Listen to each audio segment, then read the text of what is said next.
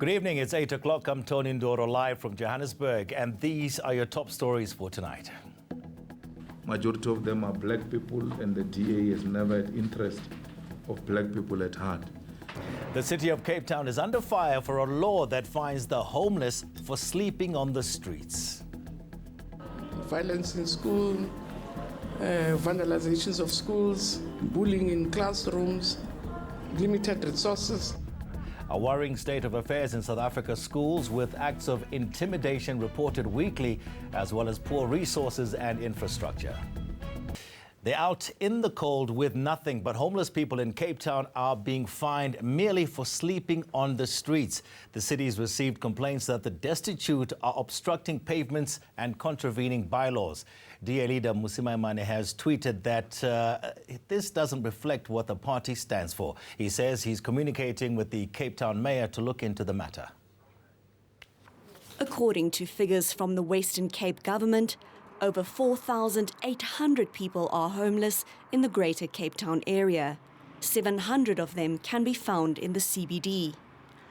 But the city can penalise those sleeping outside for breaking bylaws. Someone could, for example, be fined 300 rand for sleeping in a doorway. Starting a fire carries a fine of 1,500 rand and littering 500 rand. Most would not be able to pay up. The city insists it's not targeting those sleeping rough and claims it's actually helping homeless people by creating safe spaces for them. We're fairly lenient on the rules. We plug them into job opportunities and other opportunities, reintegration, counselling services, etc. there, including personal grooming and other services that NGOs come and offer there and that we contract. The EFF has been scathing of the city. We're not shocked by the DA's statement about people on the pavements, homeless people on the pavements. Majority of them are black people, and the DA has never had interest of black people at heart. The ANC in the Western Cape says it's disgusted by what it calls a war on the homeless and a merciless and heartless onslaught. It says the city is being inhumane and that homeless people should be treated with more compassion. Nearly half of South African teachers didn't want the job. This was revealed in the Teaching and Learning International Survey, which interviewed about 200 teachers in the country. The findings also revealed that out of 49 countries, South Africa experienced the most frequent school safety incidents. Yanka Tolme has more on this report. For some, teaching is a passion. But only 49% of teachers in South Africa cited it as their first career choice. Could this be because of what they faced with at school? 1 out of 3 principals reported acts of intimidation or bullying amongst pupils occur at least every week, while 1 of about 4 highlighted weekly incidents related to drugs, alcohol, vandalism and theft. That as you look at the pointers and as you look at the entire education system, don't divorce it from what is happening in our country in terms of inequality. Principals also detailed significant shortages of learning materials and physical infrastructure. In addition, during a typical lesson, South African teachers spent 66% of classroom time actually teaching and learning. That's compared to the survey average of 78%. Is it law and order, as the SG of SADC is saying, that with all the violence, bullying in classes and poor discipline, teachers spend most of their time really maintaining order in the classrooms? Is it sometimes even the structure of the schools? Is it administrative work that they have that in addition to teaching, they find themselves doing other social work? On the positive side, the analysis shows almost all teachers cite the opportunity to influence children's development as a major motivation. Yanka Tolme, Pretoria. Eskom is promising there will be no power interruptions while the country's entire coal rail line is being shut down for 10 days. This is for Transnet to do maintenance work. The power utility says it has enough stockpiles to last through this period. John Bailey takes a look. The maintenance work will have a direct impact on Eskom's operations. the mining sector and the Richards Bay coal terminal. But Eskom says consumers need not worry as it has a large enough coal supply, meaning there won't be any outages. Transnet says the power utility has known about the planned upkeep for some time. We also collaborate with Eskom because Eskom, actually has their network together with ours that helps support the movement of trains because we need the power into the line. So Eskom also does their work, on their substations. Over a period of 10 days, Transnet will replace old, obsolete and problematic infrastructure at a cost of 266 million rand. The parastatal says this will help sustain the business. It's in line with the company's major capital expansion and expected volume growth. The impact is that you have an efficient coal line that is run by TFR, and most importantly for my members again, they would have benefited from being subcontracted to assist TFR to deliver a successful project. The maintenance is expected to increase the rail network's reliability and availability while also reducing derailments. John Bailey, Pretoria. DENOSA has withdrawn its members from working night shift at the Polar Park Clinic in Thokoza. This comes after a safety breach last Sunday. The union has met with management but remains unhappy with the solution tabled. Mobile Mahlala brings us the story. DENOSA is taking their health department to task over the lack of safety measures at the Polar Park Clinic. Last Sunday, a man with stab wounds entered the clinic and was followed by the perpetrators who tried to kill him. We cannot risk the lives of the staff members and ask them to come to work while the security is still not functional. Gauteng Health MEC Bandile Masuku says the EMPD will be patrolling around the clinic. We also have put in place a new company which is going to, as a stopgap, to improve the safety measures, and also the community police or community safety department in Ekurhuleni have also committed that they will put some officers around the clinic. But DENOSA has rejected this plan, saying it wants a permanent solution to keep its members safe. Nurses say they are traumatized.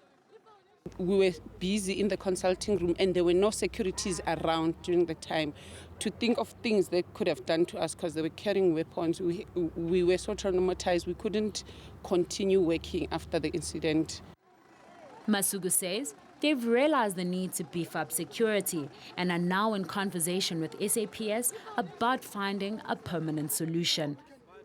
Mobile Madlala, Johannesburg. The EFF has served the DA with divorce papers. EFF leader Julius Malema says the party will not vote with the Democrats in hung municipalities like Tshwane and Johannesburg. Malema says the party will abstain from voting when required, as the DA does not have the interests of black people at heart. The EFF has helped the DA take control of certain municipalities, but the Red Berets now want to have their own mayor in Tshwane. The DA is refusing to vote in its favor. We are no longer voting with the DA in all municipalities of South Africa where the DA requires the votes of the EFF. We will also not vote with the ANC. We will participate in the debate. We'll make inputs of what could be a possible solution. And if anything requires a voting, the EFF will abstain from those things of voting. Now, former Transport Minister Ben Martins has denied any involvement in the Gupta family's 2013 Waterkloof Air Base landing. Martins says the family's request for a welcoming party for wedding guests at OR Tambo International Airport was unreasonable. He was testifying at the state capture inquiry today. OR Tambo Airport being such a busy airport, it would not be possible and it would not be feasible to have a welcoming ceremony. And I even mentioned that I was not aware of anybody else having had such an opportunity. Normally ministers, when they get out of the plane, even they are just escorted immediately from where they disembarked by cars to wherever they are going. All right, still to come here in eNews, Japan has resumed commercial whaling after a break of over 30 years. And also, Rafi, you're back with the markets? That's right, Tony. So the rand has remained steady in today's trade, but it is struggling to find further direction because of certain global factors. We'll find out what those are.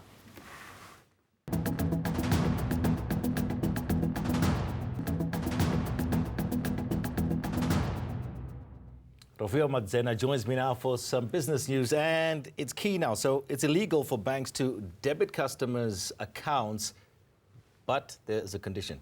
Yeah, so it's now illegal for banks to debit accounts that are in arrears. So what happened here is that the National Credit Regulator took Standard Bank to court, saying that it is unfair for consumers to be in arrears in a certain account, bond, or car repayment, and then suddenly when there's money, it's taken by the bank without the notification to the customer, and then the customer does not have any financing for anything else. But we actually spoke to the senior legal advisor at the National Credit Regulator, and she explains the rationale quite nicely.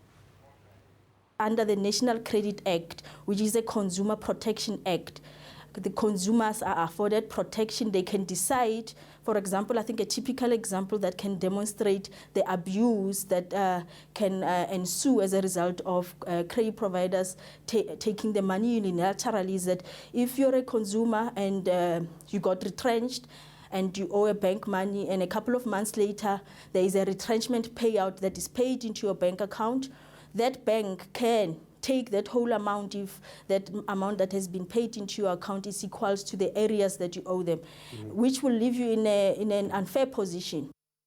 So what that highlights as well, Tony, is that it's basically a human rights violation, obviously, because you're violating your property rights as well as your right to dignity. So now it's up to the consumer to be able to liaise with the bank. So they say that it will give the consumer more negotiating power when it comes to negotiating with banks and really protecting them from falling into situations of debt review unnecessarily, because the bank has taken all the other money and now they're not able to pay other debts that they may have. Okay, fair enough, I suppose. And the markets? No, absolutely, Tony. So it's been a concern on the markets today. And this is all about that escalation in the trade tension between the US and Europe, as well as that weak global economic data. And this kept the JSE under pressure. So the JSE closing more than 0.5% down this afternoon, and banks and the retailers were the hardest hit.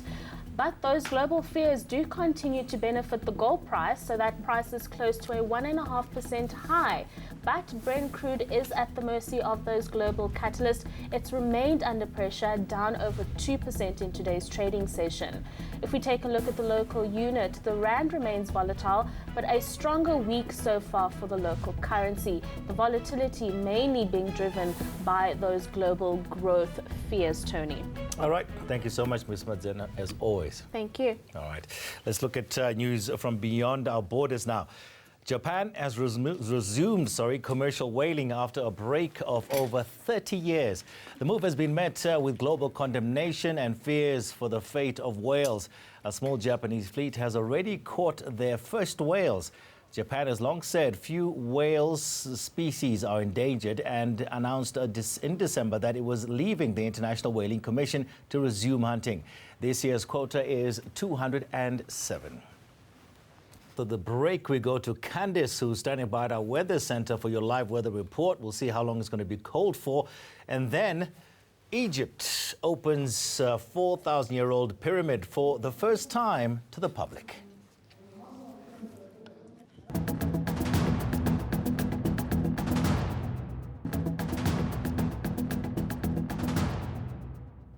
Okay, time now to go to Candice at the Weather Center. Good evening, Candice. Please take this cold weather away, please. Hi, Hi, good evening, Tony. Well, I hope you've got your winter woolies very close by tonight and maybe an extra blanket. It's going to be a very cold night, especially for the Highveld. We've got clear conditions across the interior and we're expecting many of those minimum temperatures to drop below zero, especially for the Highveld. You'll also see a cold front moving to the south of us. That still brings in cloud and rainfall over the southwestern parts overnight and even into Wednesday morning. You'll see a bit of cloud along the Eastern Cape coastline, but for the rest of South Africa, sunny conditions are expected on Wednesday. Maximums head back into the 20s over the eastern part of the country, but we're expecting cool conditions to continue across the interior. Here's a look at that weather forecast in detail. Uppington at 22 degrees, -2 and 18 for Kimberley, with Sutherland and Colesberg still expecting a cold Wednesday at 14 degrees.